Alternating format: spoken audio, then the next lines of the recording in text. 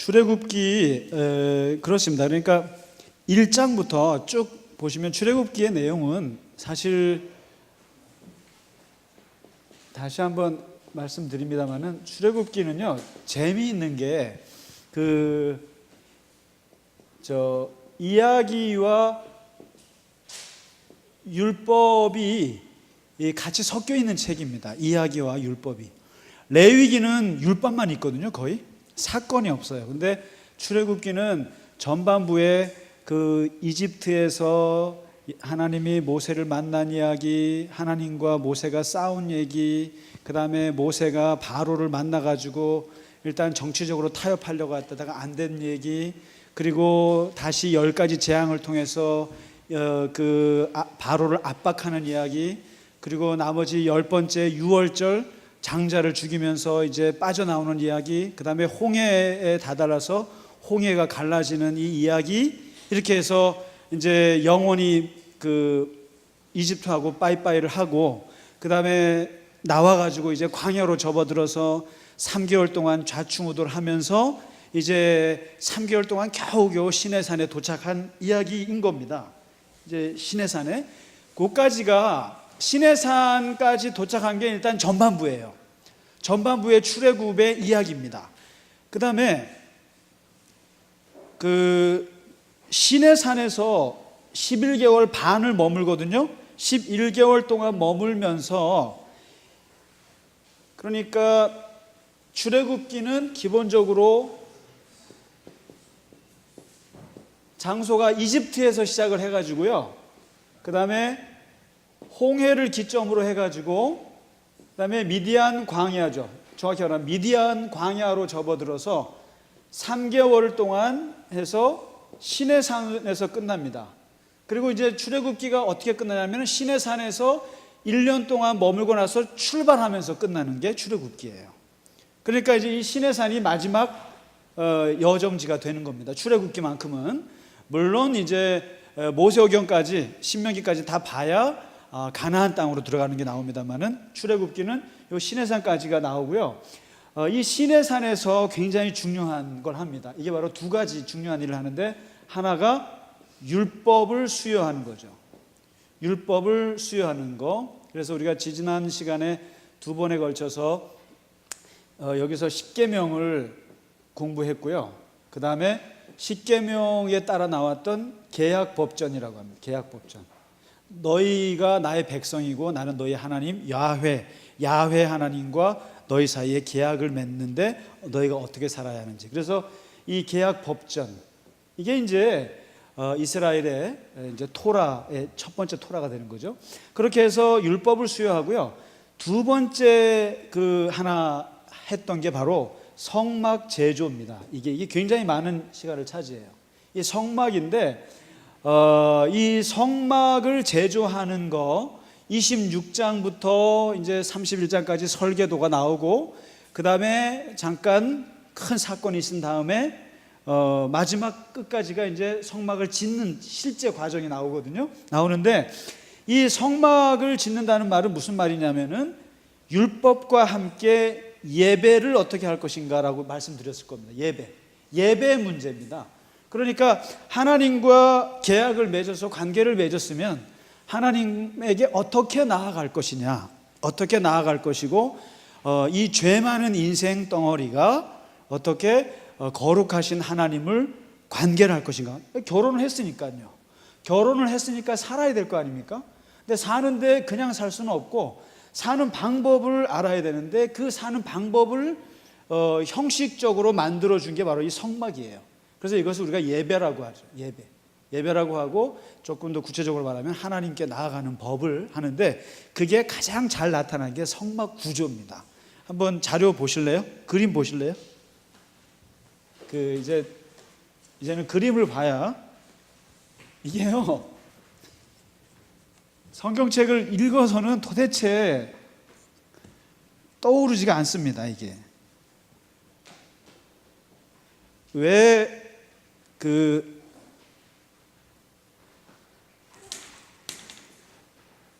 소설책이 재밌는지 아세요? 법조문보다 소설책이 왜 재밌는지 아세요?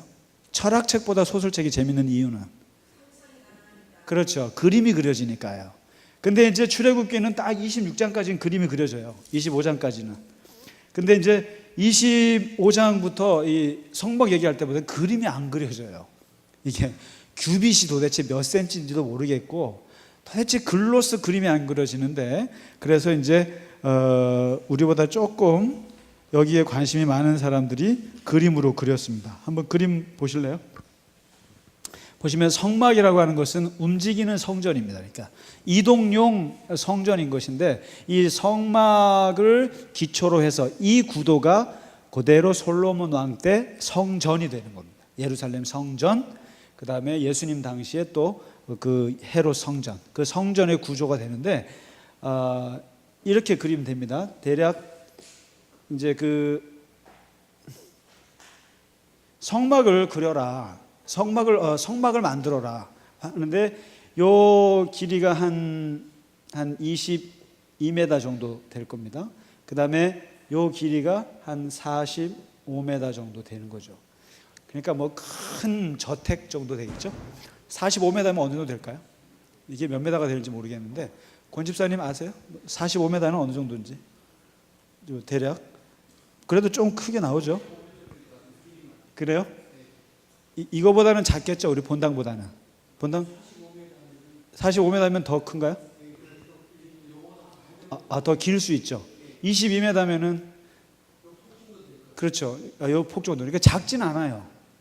예, 그렇게 큰 건 아니지만 결코 작지 않은 거예요. 이게 45m에다가 한 22m 정도 되니까, 이런 직사각형의 형태에다가 여기다가 이제 기본적으로 여기다 들어가는 걸 보여드릴게요. 여기가 문입니다.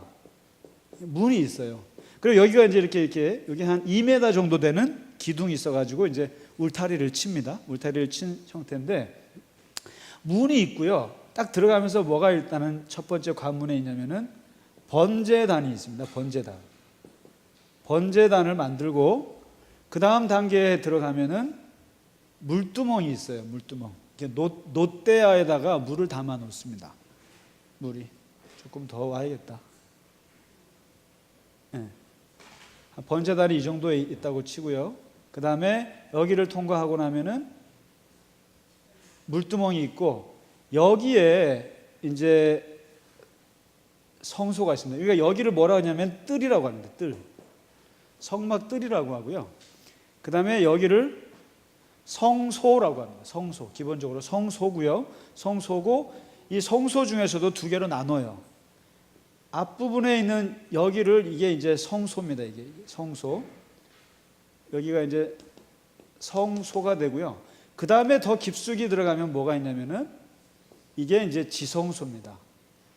더 숨겨진 성소, 더 깊이 들어가는 건데, 그래서 기본 구도는 뜰, 성소, 지성소 이렇게 나눠져 있고, 이 성소 안에는 뭐가 있느냐 하면은 한쪽에는, 이쪽에다가는 진설병이라는 게 있습니다. 진설병. 뭐냐면 떡상이에요. 떡상.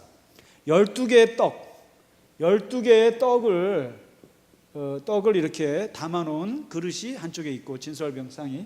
그 다음에 한쪽에는 뭐가 있냐면은 등잔대가 있습니다. 등잔대는 7개짜리 초예요. 7개짜리 이렇게 하나 놓고 이렇게 해서 7개 등잔이 이쪽에 불을 켜 있습니다. 이쪽에. 그 다음에 여기 휘장, 지성소하고 성소 사이에 들어가는 휘장 앞에 뭐가 있냐면은 여기에 분향단이 있습니다. 분향단이 있습니다. 그러니까 여기는 이제 분향하는 그 향이 이제 올라가는 거죠. 그 다음에 이제 여기 지성소와 성소 사이에 휘장에 그 천사들로 이렇게 그 천막에, 참 이게 보면 성막 보면은 이 의류 패션 하시는 분들 좀 이렇게 보시면 좋을 것 같아요. 우리 권사님 패션이죠. 예? 패션.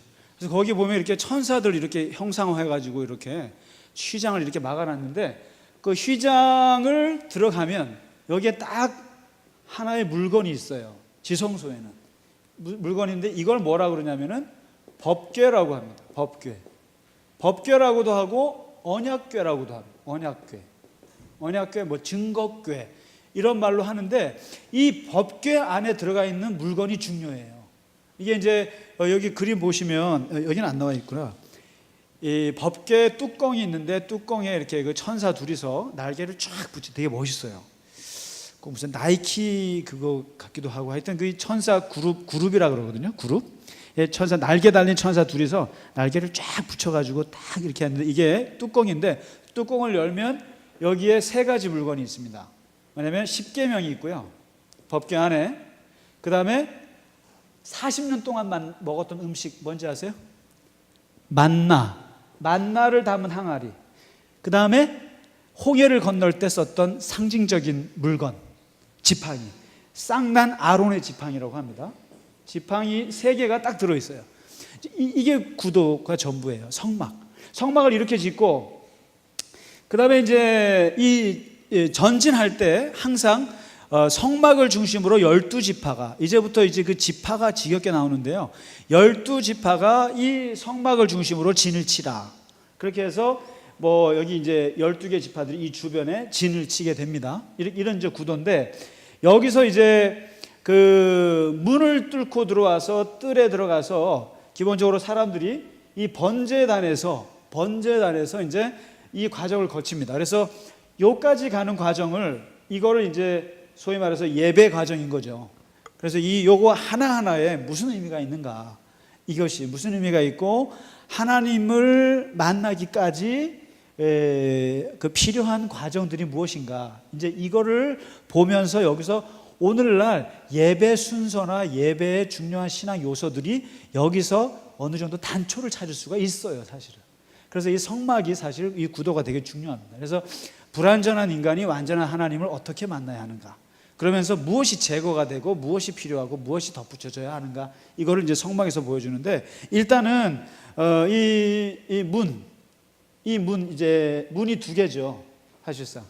그러니까 뭐냐면 이 뜰로 들어오는 문이에요, 이게 이 게이트가. 그 다음에 여기는 성소로 들어가는 2개의 문이 있는 거죠. 있는데 들어와서 하나님께 나아가기 위해서는 여기는 이제 이스라엘 남자 여자들 이게 들어옵니다. 들어올 수 있습니다. 여기서 들어와서 번제단에서 자기가 하나님께 예배할 때 꼭 필요한 그 흠없고 순전한 일련된 순양, 이런 것들을 가지고 오죠. 가지고 와서 일단 이 번제단 앞에 가서 그 불 앞에다가 이 양을 잡는데, 이게 이제 그렇습니다. 그냥 우리가 얼핏 생각할 때 자기의 죄를 가지고는 하나님께 나아갈 수 없는 것인데, 이 죄를 가지고 이 죄를 사할 수 있는 방법은 결국 누군가가 희생해야만 한다. 이게 기독교 희생의 원리예요, 사실상. 그래서 이 번제 어린 양의 원리를 예수님도 그대로 따라 하신 건데, 이제 여기서 자기가 그 양을 가지고 와서 잡죠. 근데 이제 우리가 얼핏 알기로 이런 거 있죠. 이게 끌고 가가지고 제사장 가서 잡으시오, 이런 게 아니에요. 이런 게 아니고요. 그 양을 본인이 잡아야 돼요. 본인이 잡아야 돼요. 그러니까 이게 본인이 잡는다는 것이 굉장히 의미가 있죠. 그러니까 이게 왜냐면 자기 죄를 여다가 전가시키는 거거든요. 전가시키는 방법이 번제인데, 이 양의 각을 뜨고 살가죽을 벗겨야 되고, 각을 뜨고 그 다음에 내장을 빼고 그리고 피를 빼고, 이것을 본인이 양을 잡을 때 그 느낌이, 혹시 장로님 개 잡아 보셨어요? 닭이라도 비틀어 보셨어요, 혹시? 야, 그것도 못할 일이에요. 그 키우던 닭을 어떻게 비틀어서 이렇게 소주에다가 먹는지, 난 참, 우리 아버님도 참 대단하셔. 근데 아무튼 시골에서 말이죠. 근데 이거를 1년에 한 번씩 이거를 양을 가지고 자기 죄를 여다가 대속시키는 거거든요. 그렇게 하면 이제 제사장 그룹, 레위 지파가 제사장 그룹이잖아요.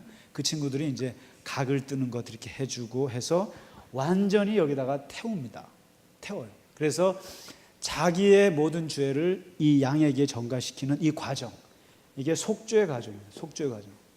속죄의 과정을 번제단에서 치르고요.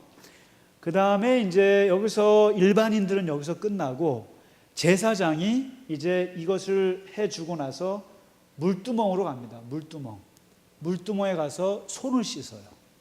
그래서 이 세족 있지 않습니까? 세족, 세례, 이게 굉장히 물이, 여기는 불로 태우거든요. 근데 여기서는 물로 씻어요. 그래서 이 기독교에서 물이라고 하는 이 상징이 굉장히 중요합니다, 이게. 그래서 우리가 물로 하는 게 뭐가 있죠? 머리를 하는 세례가 있고, 그 다음에 발을 씻는 세족이 있잖아요. 그래서 이 머리를 담그는 것은 인간의 존재를 완전히 다 바꾸는 거고, 발을 씻는 것은 그 예수님이 세족할 때 말씀하셨죠. 다 깨끗한데 발만 더럽지 않느냐. 그렇게 해서 부분적인 건데, 이렇게 해서 이 물두멍에다가 손을 씻고요, 이제 성소로 들어갑니다. 이게 제사장이 들어가는데, 여기서 들어갈 때 이제 이 손을 씻은 다음에 들어갔을 때 이 세 가지가 진설병이 있어요. 떡. 이게 뭘까요? 뭘 의미할까요? 그다음에 이 등잔대는 뭘 의미할까요? 분향단은 뭘 의미할까요? 이제 이게 성소 안에서의 기구가 되게 중요해요. 여기서 세 가지가. 이게 이제 신앙의 3요소가 어떻게 보면 들어간다고도 말할 수 있는데, 여기에 딱 들어가면 진설병이라는 것이 있어요. 이게 12개 지파의 떡이 있거든요. 이것을 일컬어서 말씀이라고 합니다. 말씀. 하나님의 말씀. 그러니까 이게 말씀이 곧 이 기독교에서는 어떤 의미로 하냐면 양식이거든요. 양식. 12지파에게 줬던 양식이죠. 12지파에게 줬던 양식인데, 이것을 이제 오늘날 기독교 신앙적으로 해석을 하면 이것은 일종의 하나님의 말씀의 양식인 거죠. 진설병. 근데 재밌는 게 뭐냐면요, 이게 진설병에 12개 떡이 있어요. 근데 이게 12지파를 의미하겠죠. 그런데 재밌는 게 이스라엘이 솔로몬 이후에 나라가 갈라지는 거 아시죠? 지파가 쫙 갈라졌거든요. 근데 갈라지는데, 이 갈라진 이후에도 성전에 있는 이 진설병 개수는 몇 개겠어요? 12개인 거예요. 만일에 이게 참 저는 굉장히 이래서 이스라엘이 한 민족을 유지할 수 있지 않았나 싶은 생각이 들어요. 그러니까 장로님, 우리가 지도를 가지고 있어도 남북한 지도를 가지고 있는 거예요. 교회만큼은. 그런 거죠. 정치적으로는 찢어져도요, 성전에 있는 진설병은 딱 12개인 거예요. 그러니까 예루살렘. 실제로 어떻게 갈라졌냐면은, 남북이 갈라졌는데 북쪽으로 10개 지파가 도망갔어요. 남쪽으로 유다 지파하고 베냐민 지파만 남았단 말이죠. 그러니까 2대 10으로 갈라졌는데, 성전은 어디에 있냐면은 예루살렘에 있어요. 그럼 예루살렘에 있으면 생각해 보세요. 제가 대통령 같으면 나라가 갈라졌으니까 10개 지파권은 진설병에서 빼자, 이렇게 할 수 있잖아요. 근데 이 진설병이 성전에서는 그대로 12개예요. 그대로 나라가 갈라져도. 그래서 이게 굉장히 참 재밌다. 그래서 항상 12개를 유지했다라는 거, 이게 말씀의 이거고요.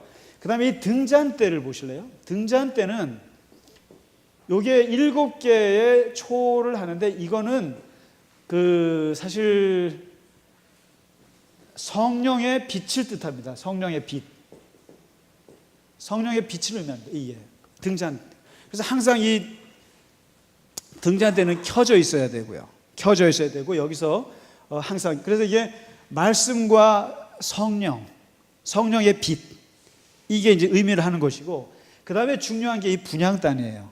분향단이 의미하는 게 뭘까요? 분향단이 계속 이렇게 향을 올리는, 이게 천주교나 러시아 정교회나 이런 데 가면 저 멋있어요. 이렇게 신부님들 보면 휘 하죠. 막 이게 나도 한번 해봤으면 좋겠더라고요. 그래서 그러려면 천주교로 가야 되는데, 이게 뭐 휘 하면서, 그다음에 뭐 병자 할 때 뭐 이렇게, 그러면 참 형식이 참 멋있어요. 근데 이게 이제 여기서 분향단에서 나온 거거든요. 이게 뭘 뜻하겠는가? 이게 끊임없는 기도를 뜻합니다. 기도.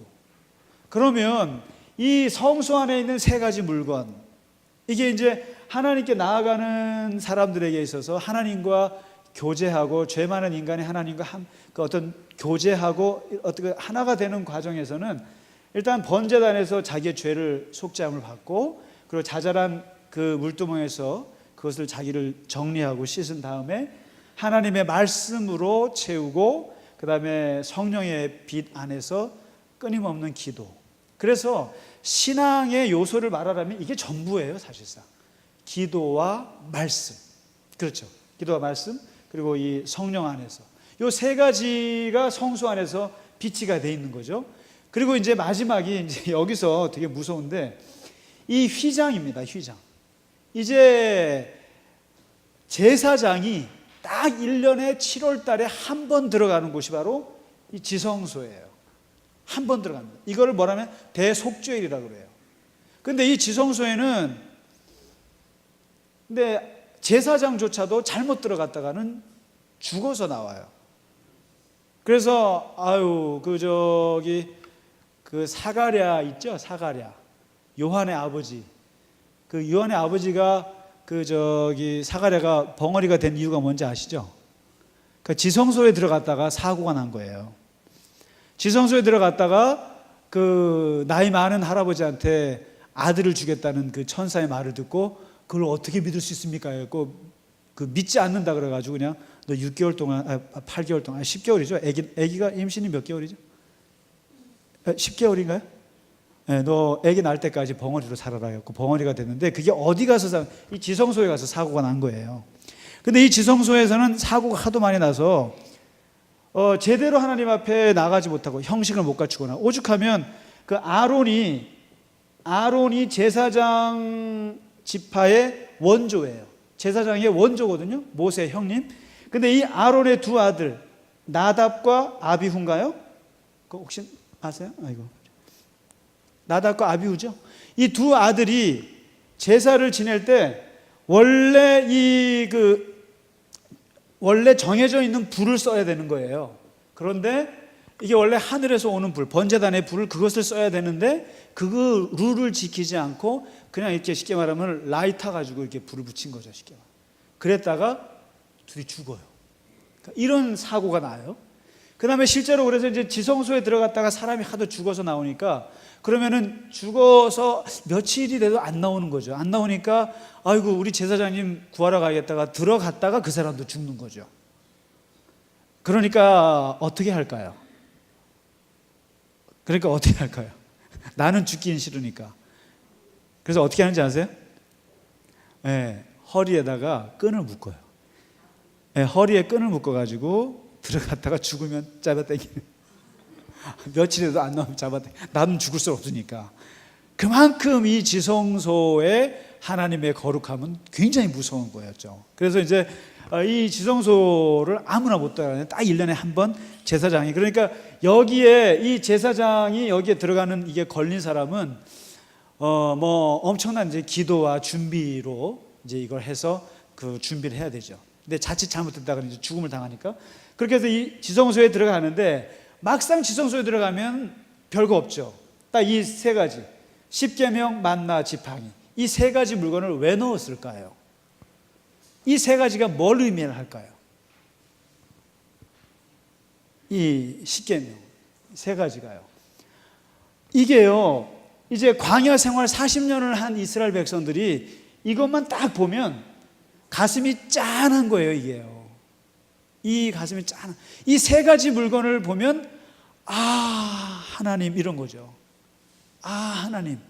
이게 법궤라는 게 무슨 여러분 그리스 로마 이런 데 가서 무슨 뭐 신전들 뭐 왕의 황제하면은 일단은 거대한 조각상으로 압도하려고 그러잖아요. 그런데 이 기독교에서 말하는 상징물은 그냥 자기들이 체험한 물건 세 가지 갖다 놓은 거예요. 근데 이 세 가지 갖다 놓으면 하는 거예요. 하나님, 하나님의 임재. 이게 지성소가 하나님의 임재하는 곳이거든요. 근데 어떻게 십계명 돌판 2개 하고 만나 항아리하고 지팡이를 보면 왜 하나님이 임재하는 걸 어떻게 이렇게 말할 수 있느냐는 거죠. 뭐겠어요? 십계명이라고 하는 것은 하나님이 우리에게 말씀하셨다. 하나님이 우리에게 어떻게 살아야 할지를 말씀하신 아주 기초 말씀이죠. 십계명이 우리의 삶의 기준이잖아요. 이게. 그 다음에 만나, 하나님이 우리를 엄청 먹이셨다. 40년을 먹이셨다. 그러니까 필요할 때 하늘에서 메추라기 주고 그 다음에 이 만나 주시고 굶지 않게 하시는 하나님. 그래서 일용할 양식을 끊임없이 나에게 채워주시는 그 하나님. 이 만나 항아리만 보면 눈물 나는 거예요. 지겨운 음식이거든요. 이게 쉽게 말하면 제 밥상에다가 감자를 차려놓은 거랑 똑같은 거죠. 그러니까 아니면 우리 장로님 같이 뭐 옥수수 같은 거, 그다음에 뭐 아주 그 보릿고개 때 그런 음식물을 갖다 놓은 거예요. 그러니까 이게 뭐 아유 먹고 싶어 이런 게 아니라 어우 지겨운 음식이죠 이게. 근데 이 만나를 보면서 하나님이 우리를 굶지 않게 하셨다. 이 하나님의 채워주시는 거 이거거든요. 만나는. 그 다음에 이 지팡이를 보면요 눈물이 확 쏟아지는 거죠. 지팡이만 보면, 지팡이만 있으면 세상이 다 열리는 거예요. 그냥 바로 앞에서 지팡이를 들었더니 그냥 파리 떼들이 그냥, 그다음에 메뚜기 떼들이, 그다음에 뭐 피가 되고 막 이런 것들이 상상이 되고, 제일 결정적인 건 뭐겠어요? 홍해가 막 갈라지고 말이죠. 그다음에 이 지팡이가 가는 곳에 그냥 그 쓴물이 단물이 되고 말이죠. 그러니까 뭐 모든 것들을 인도하시는 하나님의 구원의 역사, 하나님의 그 인도하시면 지팡이가 다 말해주는 거죠. 그러니까 이 세 가지 물건만 딱 보면 하나님 우리에게 말씀하신, 끊임없이 우리에게 가르치시고 우리에게 일깨우시고 우리에게 훈계하시고 징계하시고 가르치신 그 말씀, 그리고 끊임없이 우리를 굶지 않게 하시고. 그래서 그 나중에 신명기에서 모세가 얘기하잖아요. 니네가 40년 동안 그렇게 거지같이 왔어도 발 한 번 부르튼 적이 있느냐, 그리고 너희가 언제 굶은 적이 있느냐, 이렇게 말하잖아요. 그게 바로 이거 맞나. 그리고 이 지팡이, 하나님이 끊임없이 어려울 때마다 인도하시는 거 체험하지 않았느냐. 그러니까 이 광야 40년을 체험한 사람들은 이 세 가지 물건만 딱 보면 하나님의 임재를 경험하는 거예요. 이게요. 그러니까 임재라는 것이 다른 게 아니에요. 체험이에요. 체험. 자기에게 와닿았던 하나님의 그 체험의 그 사건, 그 물건, 어떤 그 이야기를 딱 들으면 하나님이 임하시는 거죠. 그래서 이게 지성소예요. 그러니까 이게 기독교 신앙이 말해주고 있는 이 상징물은 일반 다른 종교하고는 근본적으로 다릅니다. 체험했던 물건들이에요. 그러니까요, 저기 돌아가실 때 꼭 하나님을 만났던 물건들이나 추억이 담긴 물건 한 두세 개는 꼭 자식들한테 물려주시기 바랍니다. 이건 내가 언제 하나님을 만났던 거야. 그 물건이야. 이 시계는 내가 죽을 뻔했는데 하나님이 살려준 그 증거야. 이렇게 해서 한 두세 개는 물려주시면 좋겠어요. 예? 저한테 물려주신다고요? 예. 저한테 물려주시면 그러면 교회에다가 이렇게 해놓을 거예요. 이상만 장로님의 법궤 안에는 무엇이 들어갈까? 이승신 권사님의 법궤 안에는 무엇이 들어갈까? 물건 3개씩만 기증하세요. 그럼 제가 안성에다가 이렇게 해드릴게요. 그래서 이걸 보면 저분의 인생에 하나님이 어떻게 임재했는가를 볼 수 있는 거죠. 이게 이 지성소가. 그러니까 뭐 화려한 게 없어요. 그러나 그 체험했던 물건들을 놓고 이걸 가지고 하나님의 임재라고 외치고 다녔던 거죠. 그래서 그래서 이 성막이라고 하는 것이 이렇게 해서 어떻게 죄인된 하나님 바깥에 있는 인간이 문을 뚫고 들어와서 자기의 죄를 하나님께 속죄하고 자기의 그 더러운 죄들을 씻고, 그리고 성소에서 하나님의 말씀과 그리고 성령의 빛을 받고 하나님의 기도, 이 세 가지를 통해서 하나님의 임재 앞에 나가는가. 근데 그 임재는 결국 자기에게 나타나셨던 하나님의 그 사건들, 체험들인 거죠. 이것을 성막 안에다가 구현을 한 거예요. 이렇게 했는데, 이제 마지막으로 잠깐 볼게요. 히브리서를 보셔야 돼요. 이 성막은 구약이에요. 그리고 성전의 모형이고 예배의 기본 구도예요. 그래서 예배를 드릴 때 기본 구도가 바로 이거잖아요. 기도할 때, 대표 기도 같은 거 할 때요, 회개 기도가 들어가요. 회개 기도가 들어가고 감사 기도가 들어가고, 우리가 항상 예배에 들어갈 때 이런 성막의 구도를 가지고 들어가죠. 하나님께 와서 여기서 하나님 아버지, 지난 일주일 동안 우리가 번잡스럽게 살았던 것들 회개하고 씻고 깨끗하게 해서 전 자기 존재를 하나님 앞에 다시 한번 좀 정화하는 것이 있죠. 하고 나서 이제 하나님 저에게 말씀을 주시고 성령의 빛을 비춰주시고 제가 하나님께 기도를 올려드리죠. 그러면서 그 말씀과 기도와 성령의 오가는 가운데 하나님의 임재를 제가 경험합니다. 그게 예배잖아요. 그렇잖아요? 예배. 찬송도 기도고. 이렇게 해서 이제 진행이 되는데, 이 성막이 히브리서 9장에 와서 이제 예수님이 오시면서 이게 이제 신약적으로 해석을 기가 막히게 했는데, 그것만 하고 마치겠습니다. 히브리서 9장에 보시면요, 이 성막이라고 하는 것은 지극히 뭐 모세 때 이렇게 하나님이 지시하신 것이고 하지만 그러나 예수님이 십자가에서 죽으시는 사건을 경험한 초대교회 교인들이 기독교인들이 이 성막과 예수님을 연결을 시켜요. 예수를 연결시켜요. 예수님의 십자가에서 죽으신 걸 연결을 시킵니다. 그래서 이 성막 안에서 예수를 볼 수 있다고 말하는 거예요. 그래서 뭐냐면 이게 9장부터 10장에 성막을 가지고 예수님을 설명을 하는데 뭐라고 나오냐면요. 여기 한번 9장 1절에 보면 첫 언약에도 예법과 성소가 있었고 장막이 있고 등잔대가 있고 진설병이 있고 성소가 있고 휘장되는 지성소가 있고 여기 나오죠. 지금 이거 그대로 설명하고 있잖아요. 그렇죠? 신약인데도 설명을 하고 있는데 여기 11절에 나와요. 뭐냐면 이 성막에서 하나님께 나아가는데 중요한 역할을 하는 사람이 제사장입니다. 제사장이에요. 그러니까 모든 사람이 다 지성소까지 갈 수는 없어요. 그렇죠? 여기서부터는 제사장만 들어가요. 여기까지만 일반인들이 들어가요. 이게 구별이 돼 있어요. 구약의 성막은. 그런데 예수님이 오셔서 예수님이 누구냐면 바로 가장 큰 제사장이다 이거죠. 예수님이 제사장이다. 그러면은 나오죠. 이 제사장이 우리를 이렇게 하나님께로 인도하는 중간자 역할을 하는데 예수님이 진짜 제사장이다. 이렇게 나오고요. 근데 이 큰 제사장은 이거 거쳐서 저거 거쳐서 이렇게 하다가 또 잘못하면 죽고 나오고 이런 게 아니라 이렇게 나오죠. 여기 보면 자기의 피로입니다. 자기 피로 직접 들어가는. 그러니까 어린 양을 잡아야 되는데 이 예수라고 하는 제사장은 어린 양을 잡지 않고 자기 몸을 잡았다. 이렇게 해서 자기 몸을 직접 잡았다. 예수님이 좀 표현이 좀 그런데 자기의 몸을 어린 양으로 대신했고 그 다음에 계속 반복해야 되고 그리고 많은 절차를 거쳐야 하는 게 성막인데 예수님은 단번에 하셨다. 단번에. 이렇게 얘기를 해요.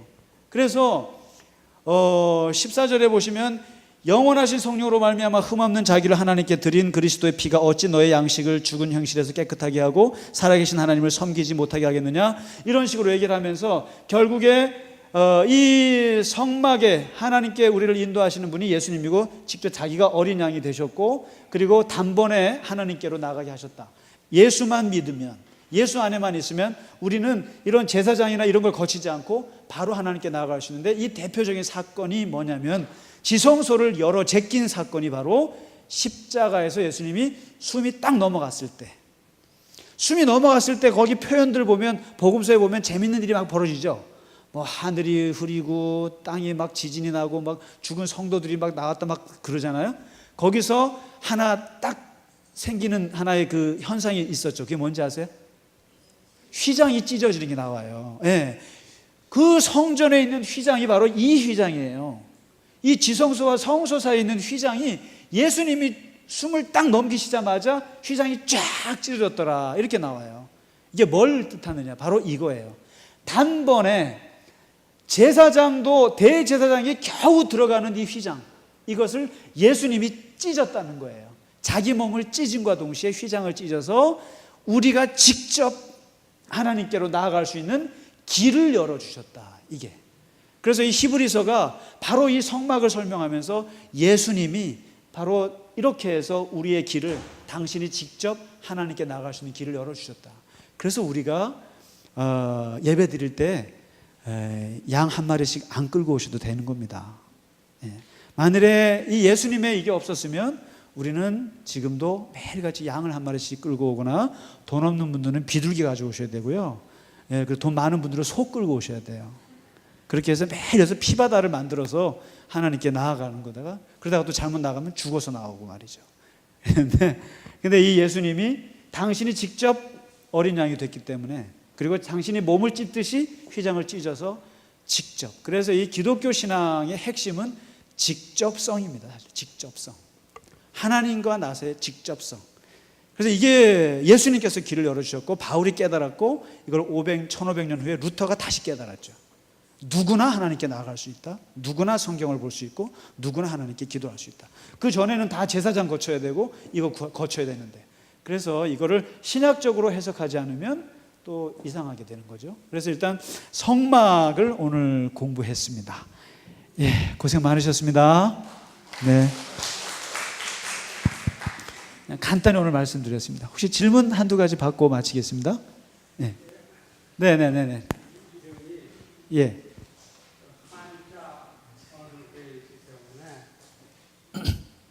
한자어로 되어 있기 때문에 그것을 깨닫기가 네. 젊은 분들은 굉장히 어려워요. 아, 한자라는 게 성막이라는 말이요? 아니, 예를 들자면 진설병이라든가 아, 그렇죠, 그렇죠. 분향단이라든가 이런 게 전부 그렇죠. 한자어에서 왔기 때문에 맞습니다. 번역이 되어 있기 때문에 떡상인데 떡상. 그렇죠. 네. 그다음에 촛대. 진설이라는 것은 말하자면은 떡을 진열해 놨다 이런 그렇죠, 그렇죠. 그런 건데 그렇죠, 그런 거가 있어서 그렇죠. 다음에 좀 이런 걸 설명해 주실 적에는 네, 한자하고 네. 영어하고 이렇게 해서 설명을 해 주시면 아, 영어까지요? 왜 그냥 그래도 뭐 예, 물론 이걸 구약성서니까 히브리어로 하면 좋겠지만 히브리어는 모르잖아요. 잘. 그렇죠. 히브리어까지는 뭐 그래도 이제 아무튼 예, 그 번역이 참 어렵죠. 네. 혹시 다른 질문이나 있으시면? 네네네, 권 집사님. 이동 중에 통째로 들고 다녔을까요? 그러니까 이거를요. 그게 궁금해요. 이게 비록 이동용이라 할지라도 이동용이라 할지라도 다 걷어서 그러니까 텐트를 쳤다가 걷었다고 생각하시면 되죠. 텐트. 그리고 이게 이제 이 위를 덮는 것은 보면 해달 가죽이라 그래가지고 이렇게 뭐 그거는 하여튼 천을 가지고 덮어서 하니까 뭐 모양 자체는 폼이 안 나지만 하여튼 그래도 거기에 제사장 옷을 어떻게 만드는 건지, 그다음에 이런 뭐 여기다가 무슨 무늬를 넣어야 되는지 아주 세부적인 것까지 다. 그러니까 이 원래 이 종교적인 물건을 만들 때는 다 상징이에요. 상징이 굉장히 중요하거든요. 그래서 그렇죠. 그러니까 이제 이게 한 11개월 정도 묵고요. 실제로 이스라엘 사람들이 40년 동안 막 돌아다니는 게 아니에요. 돌아다니는 게 아니고 여기서 한 1년 시내산에서 묵고 그다음에 바데스 가네아라는 곳에서 실제로 한 38년을 거의 머무르다시피 합니다. 그러니까 앞으로 나가지를 못해가지고요. 그래서 이제 뭐 이게 어느 정도는 한 몇 년씩은 뭐 이렇게 있었죠. 매일 옮기는 건 아니고 45m나 되는 이게 적지 않죠. 이것도 결코. 예. 네. 성막 재밌지 않으세요? 네. 네. 네. 성전을 지을 때도 예. 다 이게 기초가 되고 당연하죠. 이게 기본 구도입니다. 이게 기본 구도고 지금 이스라엘 성전 예루살렘 성전 구도도 이 구도를 따르죠. 예, 지성소 있고요, 성소 있고 이거 따르죠, 당연히. 예, 이게 기본 모델. 그래서 중요하다는 겁니다. 예. 그래서 그냥 성막은 뭐 집을 지었다 이런 의미가 아니라 예배를 우리가 어떻게 드리는가, 하나님께 어떻게 나아가는가. 여기 예수가 빠지면 되죠. 빠지고 이제 그렇죠. 구약대로 이 정도. 예, 그렇죠. 맞습니다. 예. 그 사람들은 그게 있죠. 그 약간 바뀔 수도 있겠습니다만 자기들 안에서. 그러나 이 전통을 지키죠. 여전히 유대교는 이런 식으로 나가야죠. 하나님께 성전에서 또 회당에서 하는 이렇게. 예. 이스라엘 사람들 제사장 레위 족속들 프라이드 강합니다. 매우 강합니다. 예. 그러니까 이게요 보면은 이 율법 종교에서 결국 이게 은혜 종교로 이게 길을 터준 거예요. 예수님께서 대중화시키는 거죠. 쉽게 하나님께 쉽게 나가는 아버지 이런 식으로. 그러니까 이게 이제 그러다가 또 이 성직자들이 또 그걸 또 틀어막죠. 틀어막고 어렵게 하죠. 그래서 그 천주교가 1500년 동안 어렵게 한 거예요. 그러니까 선행을 확 이렇게 어렵게 하는 걸 루터가 고민하다가 보니까 그게 아니거든요. 그러니까 누구나 봐야지 하고 탁 대중화시키는 거죠. 그러니까 이게 정치 민주화하고 종교 대중화하고 똑같아요, 사실상. 그러니까 불교는 안 그런 줄 아세요? 불교도요, 소승 대승해서 되게 스님들이 어려운 식으로 몰고 가는 게 있어요.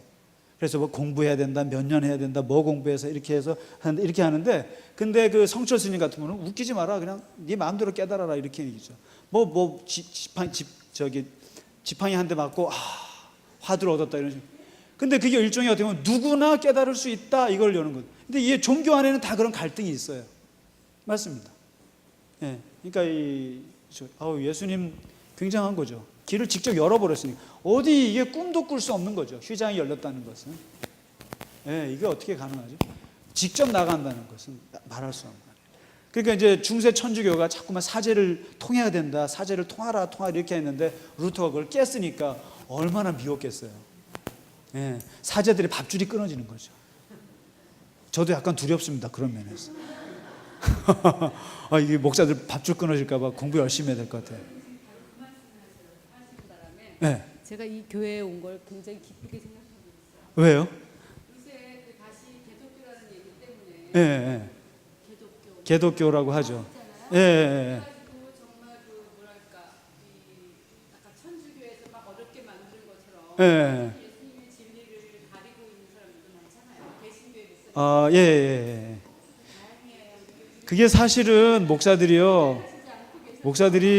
이제 그러니까 루터가 했던 종교 개혁은 그 사제들에게 있던 말씀을 교인들한테 준 거예요.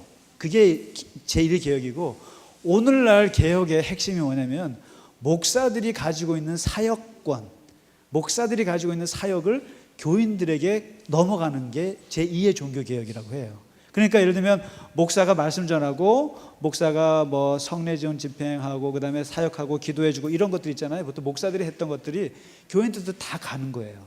그러면 그야말로 목사는 밥줄이 끊어질 위험이 매우 높죠.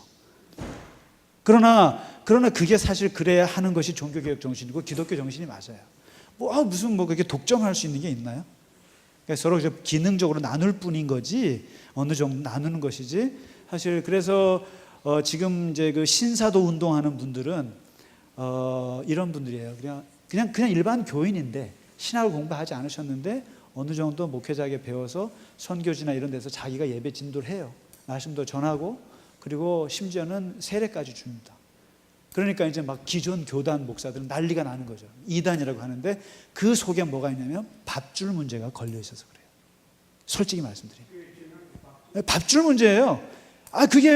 근데 평신도가 일반 교인이 하든 목사가 하든 솔직히 말해 하나님의 역사는 어떻게 보면 그거예요. 마찬가지일 수 있어요. 근데 저거가 이단이라고 하는 그 속내에는 사실 저러면 목사가 할 게 이렇게 해야 되는 거죠. 솔직히 말해서. 그래서 밥줄 안 끊기 위해서 목사들도 열심히 살아야 돼. 공부 열심히 해갖고 못 넘어오도록 막 막아야지, 우리. 그러니까 이제 그런 대중화되는 거죠. 대중화. 누구나 길을 열어주는 게 사실 그렇죠. 그런 면에서 예수님이 대단하셨고 바울이 대단하고 루터가 대단한 게 그래서 대단한 거죠. 누구나 해라 이렇게 해서. 예.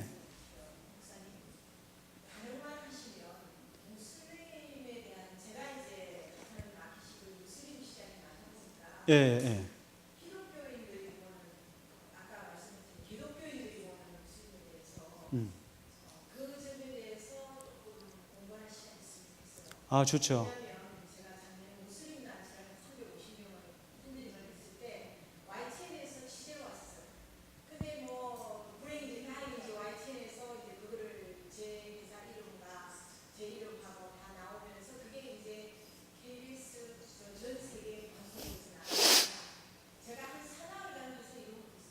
그야말로 기독교인이 우리 회사로 전화해가지고 너희 회사 폭파시키겠다, 죽여버리겠다, 너 기독교 조심해라.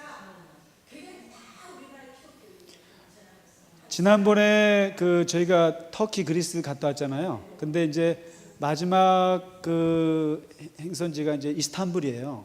이스탄불을 이제 들어가서 이제 하루 보는데 이제 그 버스 안에서 이제 제가 그 얘기를 했어요. 이렇게 이제 아침 출발할 때 이제 우리가 그 모스크도 보고 이제 이렇게 했는데 그 유일하게 기독교의 두 친구가 있는데 기독교의 두 친구가 되면 이슬람이고 그리고 유대교가 기독교의 세 형제다. 이게 같은 뿌리에 나온 형제인데 사실상 같은 유일신을 믿고 있고 다른 어떤 종교보다도 매우 가깝고 중요한 종교가 이슬람과 유대교다. 결국 이 기독교가 유대교에서 나왔고 그다음에 거기서 또 이슬람이 파생돼서 6세기에 나왔기 때문에 같은 뿌리다라고 얘기를 했어요, 제가.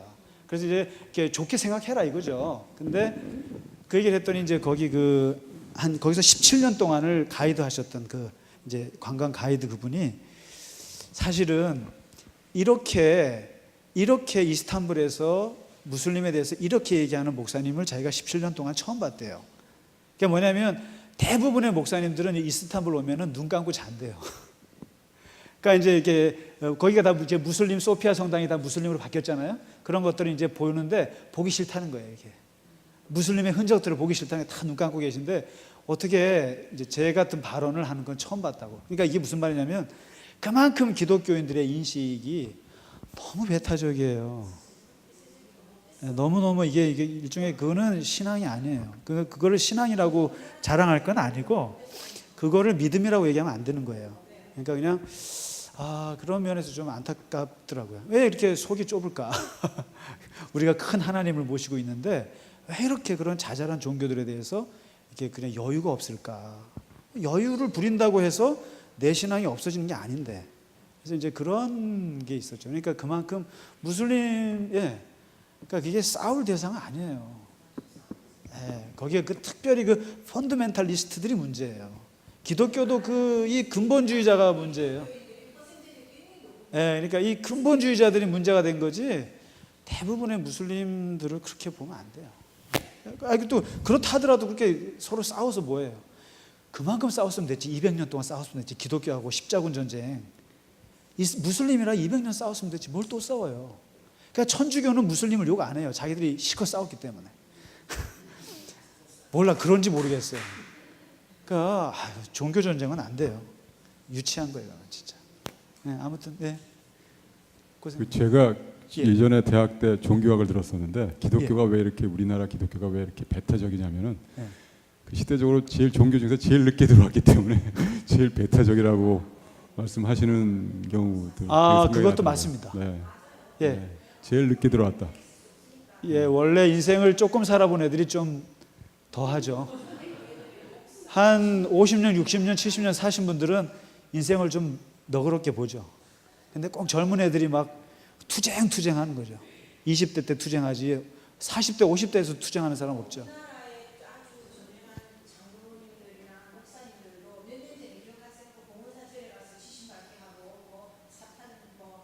제가 아는